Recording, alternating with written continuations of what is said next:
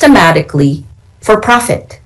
The platforms that mediate our information were built on an extractive and predatory model. They turned our attention into a commodity and our outrage into their business model. At the Nobel lecture, I called it toxic sludge. This brings out the worst of humanity. They don't connect us, they divide us. And in that division, they enabled the collapse of cooperation and the rise of illiberal leaders who exploit chaos. As of last year, VDEM pointed out that 72% of the world is now under authoritarian rule. In my country, the Philippines, we lived through this. Disinformation enabled a brutal drug war. It attacked journalists. When I was first arrested in 2019, our top newspaper's headline adapted the Martin Niemöller quote, right? The headline was, "First, they came for the journalists. We don't know what happened next." Well, today, I've won 10 of the 11 criminal charges, the cases filed against me.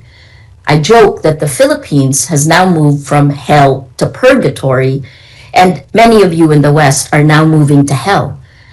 Because what happened in my country didn't stay there. That playbook has spread across the world. Last week in Davos, Canada's Prime Minister Mark Carney said this best. We are in the middle of a rupture, not a transition. The old order is not coming back, and that rupture was accelerated by the destruction of our public information ecosystem. We can't solve problems we can't agree exist. We can't cooperate across borders when we can't share the same facts. Now add generative AI, the chatbots that threaten to accelerate this chaos exponentially, floods of synthetic disinformation at near zero cost, AI slop victimizing millions in scams, supercharging the dysfunction in our information ecosystem. Oh yes, and killing our environment because of the resources it needs to run. But we're witnessing something more dangerous. The fusion of state power with the tech oligarchy. The men who control the platforms that shape what billions believe have merged with the men who control governments and militaries. Might makes right is the new operating principle, and they have the tools to manufacture consent or to simply drown out dissent. Just last week, the NERV released research on how controlling the information ecosystem cements power. The title is Narrative Warfare and the Breakdown of Reality. It showed how in less than a year, what started as a meme became state policy and then kinetic reality in Venezuela.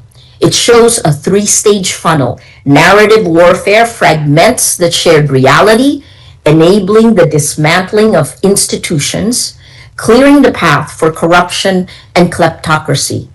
What happened in Venezuela? Greenland threatened, Minneapolis militarized, wars multiplying, not ending. This is what becomes possible when the battle for information integrity is lost. And while this happens, the clock keeps ticking. Nuclear arsenals grow while arms control collapses. Climate records shatter while the US wages war on renewable energy. The very cooperation we need to survive on AI, on pandemics, on the planet becomes impossible. 85 seconds to midnight. It is ticking, but it can be turned back.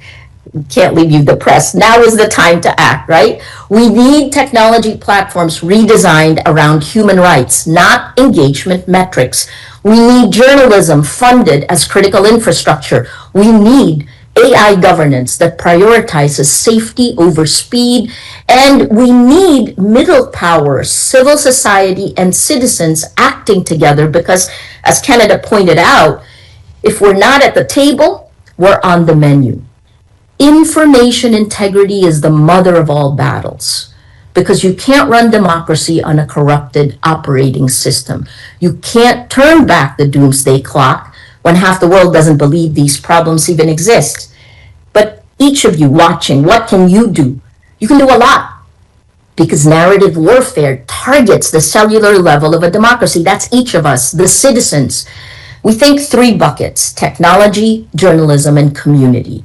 We need to demand better from these extractive and predatory tech companies and join public interest tech like our Matrix Protocol chat app. It's open source, federated, end-to-end encrypted.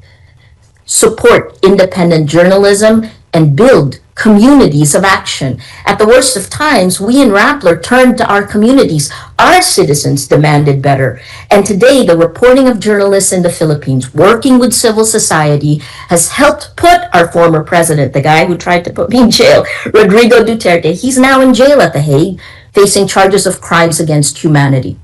It took a whole of society approach. The destruction has happened. We're standing on the rubble of the world that was. Now it's time to create, to build the world we want that is more compassionate, more equal, more sustainable. 85 seconds to midnight. The question now is not whether we can, the question is whether you will. What are you willing to sacrifice for the truth? Because the time to act is now. Thank you.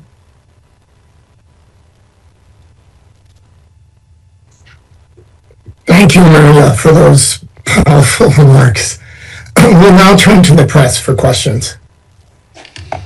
Thank you. If you wish to ask a question, you may use the raise your hand function and your line will be unmuted when it's your turn to ask a question. As a reminder, the Q&A period is for reporters only. If you're having issues with your own audio or the raise hand function, you can use the text-based Q&A box and we'll do our best to get to all the questions. Okay, let's take our first question from Sean Tandon at AFP. Sean, please unmute yourself. Hi there, can you hear me? Yes. Thanks for doing this. A couple of you touched on this in the comments, the situation in Minnesota. I was wondering if you could, I know this is global, not just the US, but I was wondering if you could describe how much Trump's first year in office affected your the decision to move the clock. I know last year there was some talk that he's already talking about peace and cooperation, at least rhetorically. Is there a disappointment? Is there to what extent have Trump's actions in the first year of his second term influenced this decision?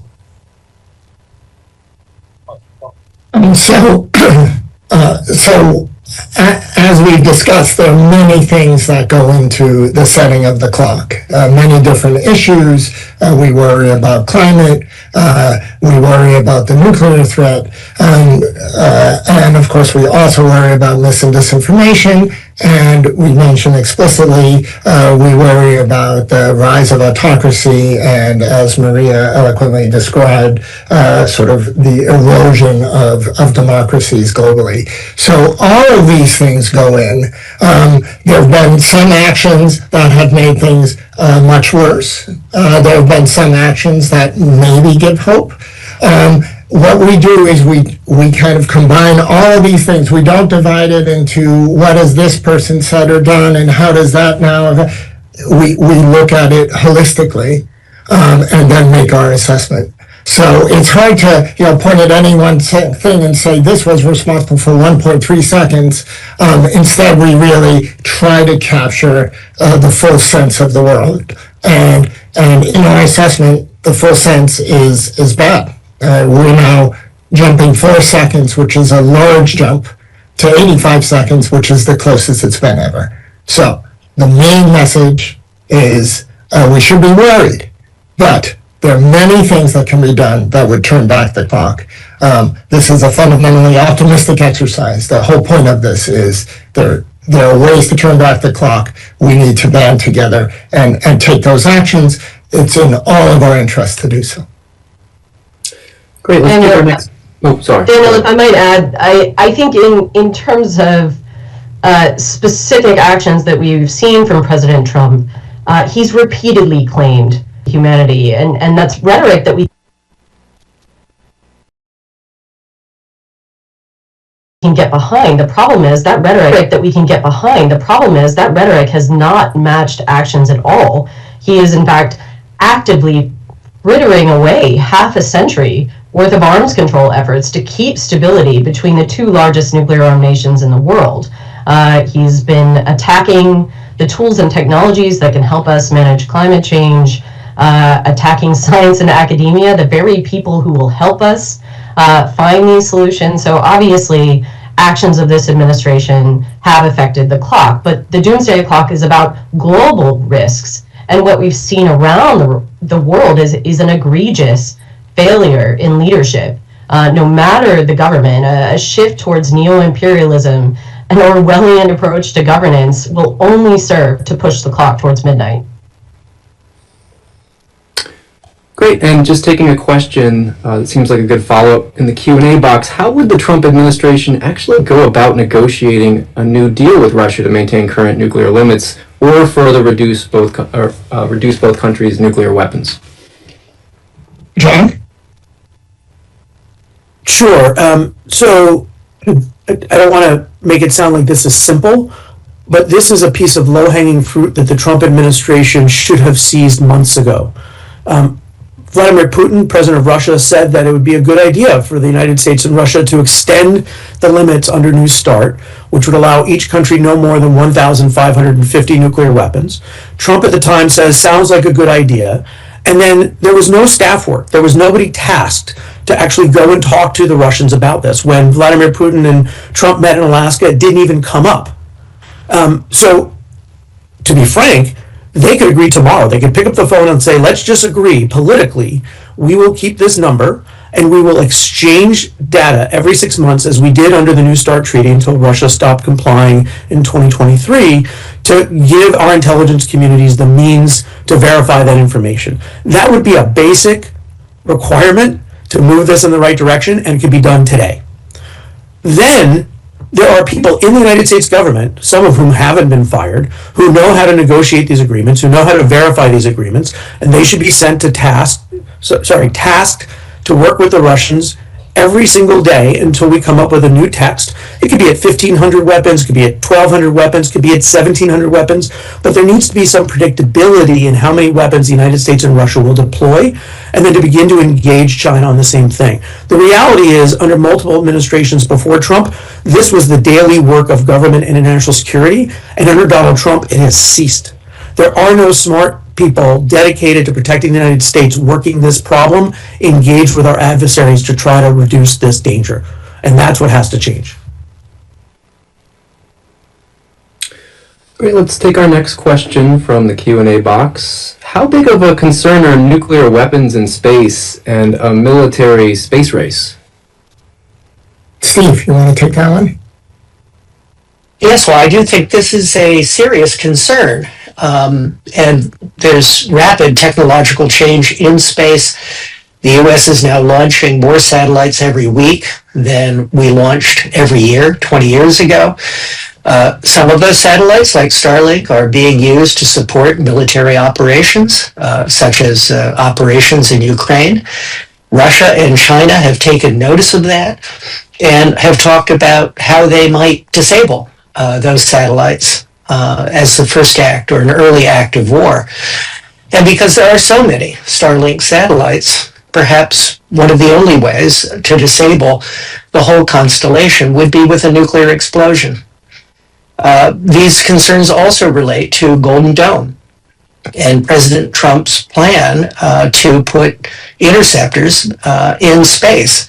That's another case where many thousands of interceptors would be needed, and Russia or China might counter that deployment by stationing nuclear weapons in orbit, by using nuclear weapons in space.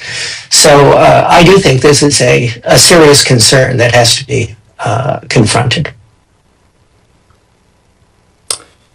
Okay, let's move along to our next question. It's from Barnaby Naburka from the Interwire News Agency. Barnaby, go ahead and unmute yourself. Barnaby, we can't hear you yet. Can you hear me? Yes, we can hear you now. Thank you. Hello everybody. I have a question regarding autonomous weapon systems. The next generation of fighter jets, tanks and vessels are being manufactured with similar technologies to what we're seeing with drones. So it's not just in terms of navigation and target acquisition, but even firing now is possible via artificial intelligence on board these weapon systems. And now I'd like to ask if the board is concerned by this trend and if they feel that the delegation of firing to algorithms is a potential risk with nuclear weapons now being involved? The short answer is definitely yes, we're concerned. Maybe, Steve, do you want to give a longer answer? Well, the concerns about the reliability and transparency and the understandability of AI algorithms is well known, well identified, and that's particularly acute when the US, China, and other countries are racing to incorporate algorithms into autonomous weapons that would use these algorithms to automatically identify and target forces on the ground. Rather than try to impose some guardrails on this, countries are rather racing to develop and deploy these capabilities. So I think we do have to be very concerned about their reliability, trustworthiness in actual use. Thank you. Let's go to our next question from the Q&A box. With the U.S. leaving the Paris Agreement, how do you expect the collaboration against climate change to shift? Inez. I think I agree it's the last three COPs, Conference of Parties, have not focused on emissions. They focused on adaptation and justice, which are all very important. Here the private sector has been working independent of the government. Green technologies are mature and economical, and there's a lot of work in the private sector to transition. And it is much easier to use, for example, to plug in a car than to wait in line for the gas station. So there's lots of things that are happening which will drive the government into action. And I hope that the grassroots or the private sector and the governments can work together to see that it is a win-win for all if we go in the renewable energy and not rely on fossil fuels. Thank you. Moving along, another Q&A box question. In terms of biological threats, what are the top factors that affected your assessment, and are we prepared for another pandemic? Oh, sure. Yes. In terms of the top factors, I would say we were looking at the offensive biological weapons programs that are currently possessed by Russia and North Korea, and the suspicion that other countries have those as well, number one. We were looking at the rate of increase in numbers of high-level laboratories all throughout the world, working with very dangerous pathogens and not necessarily putting in all the safety and security requirements that would be needed to do that. Thirdly, we were looking at the continued movement of diseases throughout the world, creating pandemics. It's been quite some time now where we've just been dealing with anywhere from 7 to 10 pandemics at once throughout the world. And then fourthly, as Daniel said earlier, we are looking at increased emphasis on high-level biology to synthesize organisms, to modify organisms, and to create what is now known as mirror life, which has DNA that goes the opposite direction and would be very toxic to all life here on the planet and could destroy it all. We made that assessment, taking all those things into consideration, and move forward with our determination of what the risk would be. And if I could also just add, there is the concern that artificial intelligence could be used to design novel pathogens. Mm-hmm. All right, going to our next question. It comes from Julia Levy at Northwestern University Medill Climate Change News. Julia, go ahead and unmute yourself. Hi, can you hear me? Yes. Perfect. Thank you so much for speaking with us today. My question is, how in particular can young people mobilize and educate themselves against these threats, such as you mentioned, misinformation, AI, and the coming threats of climate change? And do you have any advice for those who might feel disillusioned to find awareness for these threats or even to start to enact that change? Maria, do you want to start on that? Yeah. Look, I keep saying in the Philippines, it was the young people that led it, right? The first step is really make sure you have facts. And so how do you have a shared reality? You start with yourself and your family and friends, the shared reality you build. Then you bring your community together. We say we build communities of action. The third phase may be to begin working on your leaders. If you're here in America, for sure you should be doing that. And what does civic engagement look like in today's day and age? I also would shift away from the word misinformation. I think that's something that tech lobby has done a lot to. The problem is disinformation when someone is trying to change the facts. I guess the last part is that the idealism.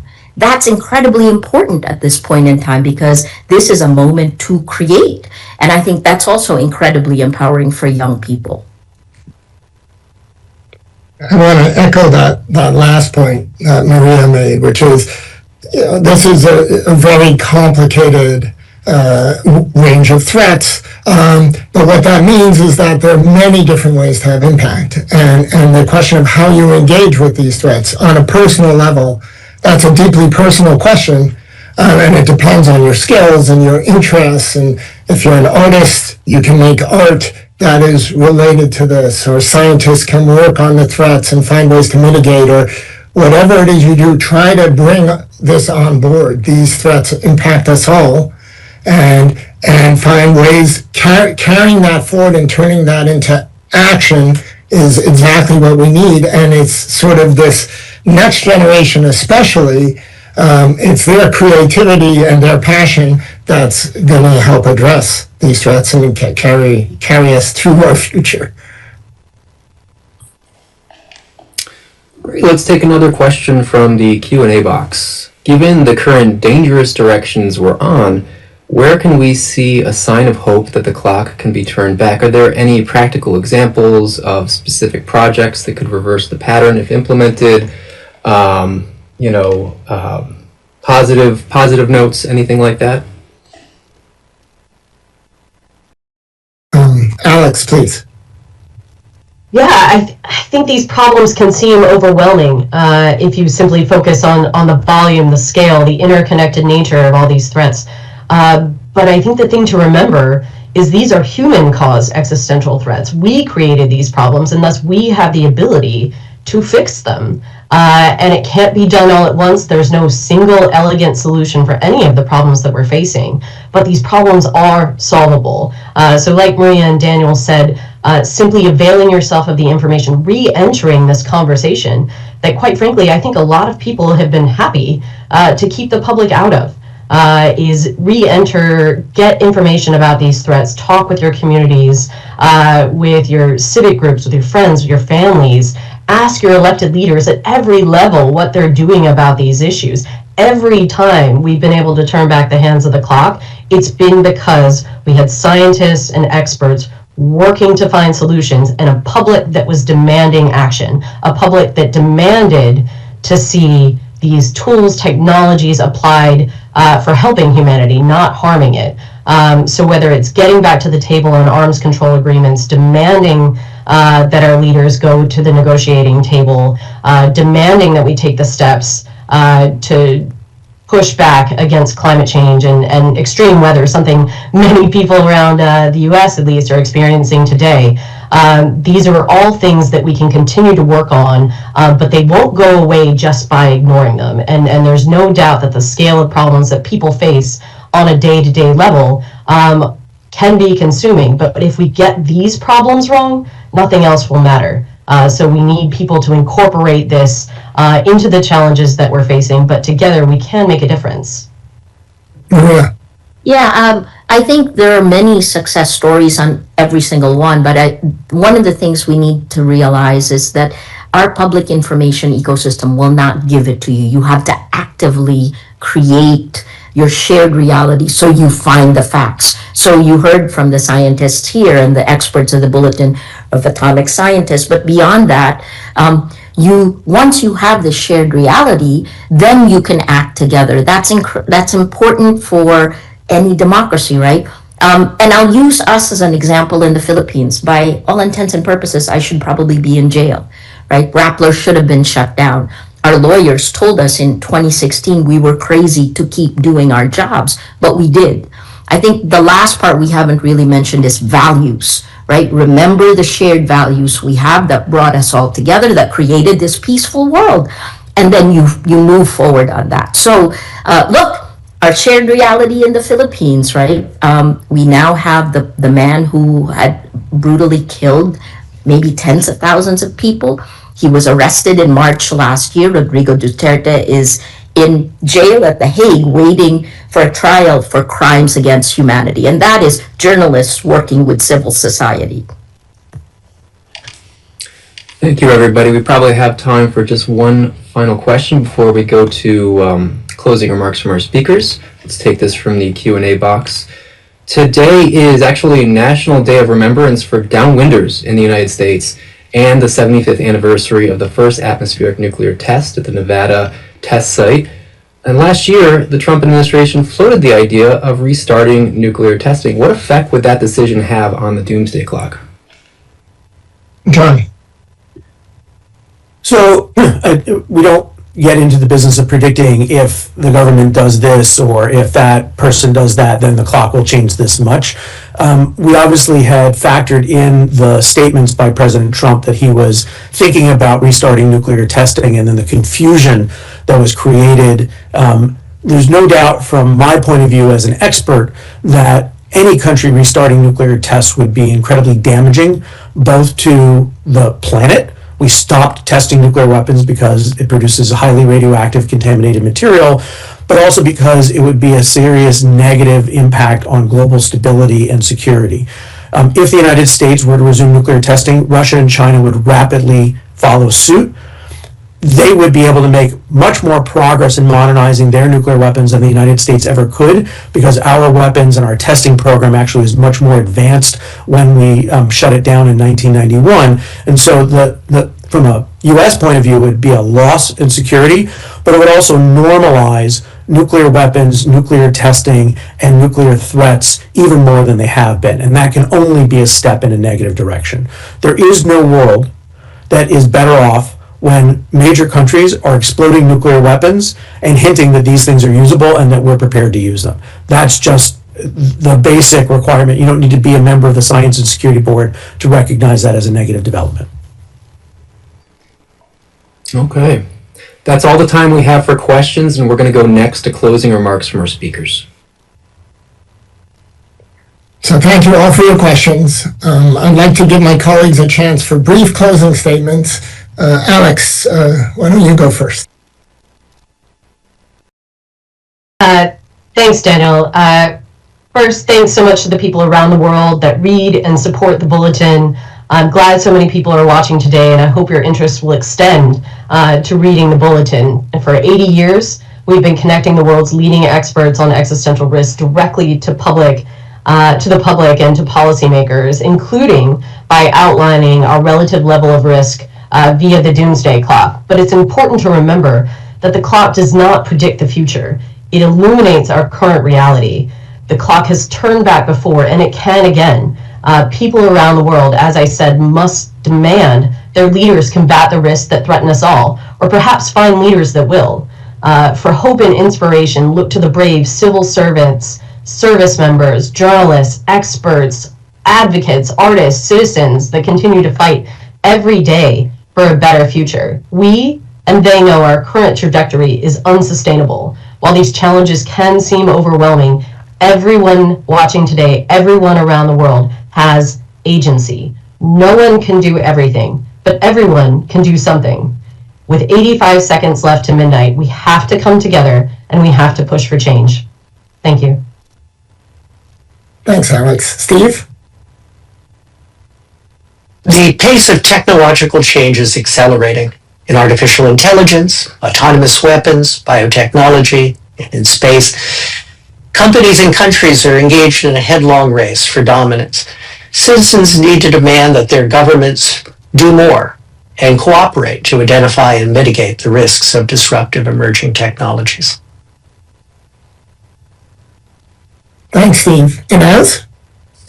Our civilization is in transition from one that's powered by fossil energy to one that is powered by renewable energies. Much of the technologies for renewables are mature and affordable. And we just need to fight climate change. Not only do we have to do our own parts, but we need the leadership to work together to implement the solutions on a global scale. Thank you. Thanks, Inez. Asha? Yeah, I would say that just the way disease is pandemic and all around the world, people who can do something about these issues, including disease, are also all around the world. We can do a great deal if we work together and if we figure out what our common areas are of concern. We can shape the global future. We can do that. We do it every single day. We just have to get organized and get on top of it. But it is possible. It is fully possible. We just have to make it a priority and move forward. Thanks, Asha. John? Well, we've talked about how overwhelming all of these threats can seem and how it can lead people just to tune out. Too big a problem. I just can't solve it. The reality is that all of these problems are solvable. These are all human manufactured problems, and we have both the technology and the capability to reverse them if we make a commitment. Just as an example, the United States is going to spend $100 billion this year modernizing and building new nuclear weapons, and we're not going to spend 1/10 of 1% on that in pursuing technologies to verify the elimination of nuclear weapons. My old boss, Joe Biden, used to say, show me your budget and I'll tell you what you care about. We're just not trying. And the people need to demand that the public effort, that the government's efforts are sufficient to address the threats that we face. Thanks, John. Maria? Information integrity, knowing the difference between fact and fiction, that is the mother of all battles. Shared facts are the operating